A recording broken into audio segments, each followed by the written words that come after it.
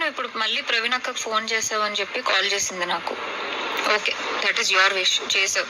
నేను ఇప్పుడు నీకు మళ్ళీ చెప్తున్నాను, మే వరకు టైం ఇస్తే నీకు 1.5 తిరిగి వెనక్కి ఇచ్చేస్తాను త్రూ అకౌంట్. అర్థమైందా? త్రూ అకౌంట్ మే వరకు టైం ఇస్తే నేను నీకు మళ్ళీ వెనక్కి ఇచ్చేస్తాను. ఆ మిగిలిన డబ్బులు అంటావా, నేను లైఫ్ లో సెటిల్ అయినప్పుడు నా దగ్గర ఉన్నప్పుడు నేను ఇస్తాను. అది కూడా నేను ఇవ్వను అనట్లేదు. లేదు కుదరదు, నాకు ఇదంతా అవ్వదు అంటే పెద్ద మనుషులకి నువ్వే ఫోన్ చేసావు కదా. నా జీవితంలో పెద్ద మనుషులు ప్రవీణ గారు మాత్రమే. సో ఆ ప్రవీణ అక్కకి వేణుస్వామిని పెడతావా లేకపోతే ఇంకెవరినైనా పెట్టుకుంటావా, నేను పిలుస్తాను, నువ్వు పిలుచుకో. ఓకే, నేను ఇంకా నీ ముఖం చూడాలనుకోవట్లేదు, ఈ విషయం గురించి మాట్లాడాలనుకోవట్లేదు. నాకు మే అనే ఒక్క టార్గెటే కనబడుతుంది, మే వరకు నేను నీకు డబ్బులు ఇవ్వాలి అంతే.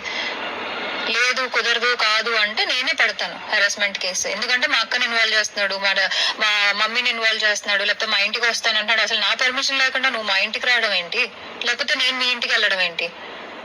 ఇంట్లో ఇన్వాల్వ్ చేసుకోకుండా నువ్వు నేను మాట్లాడాలి, నువ్వు నేను సాల్వ్ చేసుకోవాలి అంటే నా వైపు నుంచి ప్రవీణ్ అక్క వేణుస్వామి మధ్యలో కూర్చుంటారు. మే వరకు నేను ఆ డబ్బులు సెటిల్ చేస్తాను. సెలబ్రిటీ ముద్దుగుమ్మల్లో టాప్ 5లో ఉన్న అమ్మాయి. సోషల్ మీడియాలో ఈమె క్రేజ్ పీక్స్. రెగ్యులర్ గా ఈమె పోస్ట్ చేసే ఫోటోషూట్స్ కోసం కుర్రకారు ఎగబడతారు. జూనియర్ సమంత అనే ఇమేజ్ తో దూసుకుపోతున్న ఆశురెడ్డి ఊహించని విధంగా వివాదంలో చిక్కుకుంది. బిగ్ బాస్ ఫేమ్ సినీ నటి ఆశురెడ్డి అసలు పేరు అశ్విని రెడ్డి కొయ్య. ఈమెపై హైదరాబాద్ లో కేసు నమోదైంది. పెళ్లి చేసుకుంటానని నమ్మించి మోసం చేసిందని హైదరాబాద్ షేక్పేటకు చెందిన వైవి ధర్మేంద్ర ఫిర్యాదు చేశారు. ఈ క్రమంలో తన నుంచి 9,35,00,000 రూపాయలు కాజేసినట్లు ఆయన ఫిర్యాదులో పేర్కొన్నారు. ఈ మేరకు లావాదేవీలకు చెందిన పత్రాలు కూడా పోలీసులకు అందించారు. లండన్లో సాఫ్ట్వేర్ ఇంజనీర్గా తాను పనిచేస్తున్నానని చెప్పిన ధర్మేంద్ర 2018లో భారత్కు వచ్చిన సమయంలో ఆశురెడ్డితో పరిచయమైనట్లు పేర్కొన్నారు. పోలీసులతో ధర్మేంద్ర తండ్రి చెప్పిన వివరాల ప్రకారం అమెరికాలో చదువు పూర్తి చేసి సినిమా ఛాన్సుల కోసం హైదరాబాదు వచ్చిందంట ఆశురెడ్డి. ధర్మేంద్ర పరిచయమైన కొద్ది రోజుల్లోనే ప్రేమిస్తున్నానని చెప్పి పెళ్లి చేసుకుందామని నమ్మించిందట. ఈ క్రమంలో అవసరం ఉందంటూ దశలవారీగా డబ్బులు తీసుకోవడం మొదలుపెట్టిందట. బంగారం, కారుతో పాటు మరికొన్ని ఆస్తులు కొనుగోలు చేయించి తన పేరిట రిజిస్టర్ చేయించుకుందట.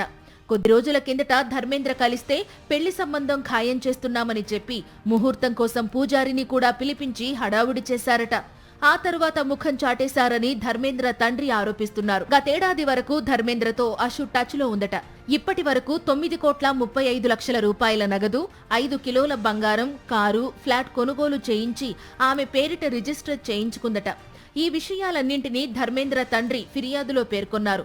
విషయం వెలుగులోకి వచ్చిన వెంటనే ఆశురెడ్డి పరోక్షంగా స్పందించింది. తనపై తప్పుడు కథనాలు, అవాస్తవాలు ప్రసారం చేస్తే లీగల్ గా చర్యలు తీసుకుంటానని హెచ్చరించింది. అంతకు మించి ఆమె వివాదంపై స్పందించలేదు. ఆమె తండ్రి వెంకటకృష్ణారెడ్డి మాత్రం మీడియాతో మాట్లాడారు. సంచలన విషయాలు బయటపెట్టారు. 2021లో ధర్మేంద్ర నుంచి ఆశురెడ్డికి పెళ్లి ప్రపోజల్ వచ్చిందట. ఎంక్వైరీ చేస్తే అప్పటికే ధర్మేంద్రకు పెళ్లయ్యి విడాకులు కేసు నడుస్తోందని తెలిసింది. అటు ధర్మేంద్ర తండ్రి నడుపుతున్న ఫైనాన్స్ కంపెనీపై కూడా కేసులున్నట్టు తెలిసిందట. ఆ కంపెనీపై కాల్ మనీ కూడా నమోదయిందని, ఇవన్నీ తెలిసి ఆ కుటుంబానికి దూరంగా ఉన్నామని అంటున్నారు ఆశురెడ్డి తండ్రి. మళ్లీ ఇన్నేళ్లకు ఆ కుటుంబం పేర్లు వింటున్నారని ఆయన అన్నారు. ఆశురెడ్డి తండ్రి వైజాగ్ లో ఉంటారు. ఆశురెడ్డి తల్లితో కలిసి హైదరాబాద్లో ఉంటోంది. ఆమె సినీ పరిశ్రమలోకి వెళ్లడం తండ్రికి మొదట్నుంచి ఇష్టం లేదట. తల్లి ప్రోత్సాహంతో సినిమాల్లోకి వచ్చిందట ఆశురెడ్డి. ప్రస్తుతానికి ఈ కేసు పోలీస్ స్టేషన్ పరిధిలో ఉంది. దీనిపై ఆశురెడ్డి ఎలా స్పందిస్తుందో చూడాలి. నువ్వు ఇప్పుడు మళ్ళీ ప్రవీణ్ అక్కకు ఫోన్ చేసావు అని చెప్పి కాల్ చేసింది నాకు. Okay, that is your wish, చేసావు. నేను ఇప్పుడు నీకు మళ్ళీ చెప్తున్నాను, మే వరకు టైం ఇస్తే నీకు 1.5 తిరిగి వెనక్కి ఇచ్చేస్తాను త్రూ అకౌంట్. అర్థమైందా? త్రూ అకౌంట్ మే వరకు టైం ఇస్తే నేను నీకు మళ్ళీ వెనక్కి ఇచ్చేస్తాను. ఆ మిగిలిన డబ్బులు అంటావా, నేను లైఫ్ లో సెటిల్ అయినప్పుడు నా దగ్గర ఉన్నప్పుడు నేను ఇస్తాను. అది కూడా నేను ఇవ్వను అనట్లేదు. లేదు కుదరదు, నాకు ఇదంతా అవ్వదు అంటే పెద్ద మనుషులకి నువ్వే ఫోన్ చేసావు కదా. నా జీవితంలో పెద్ద మనుషులు ప్రవీణ గారు మాత్రమే. సో ఆ ప్రవీణ అక్కకి వేణుస్వామిని పెడతావా లేకపోతే ఇంకెవరినైనా పెట్టుకుంటావా, నేను పిలుస్తాను, నువ్వు పిలుచుకో.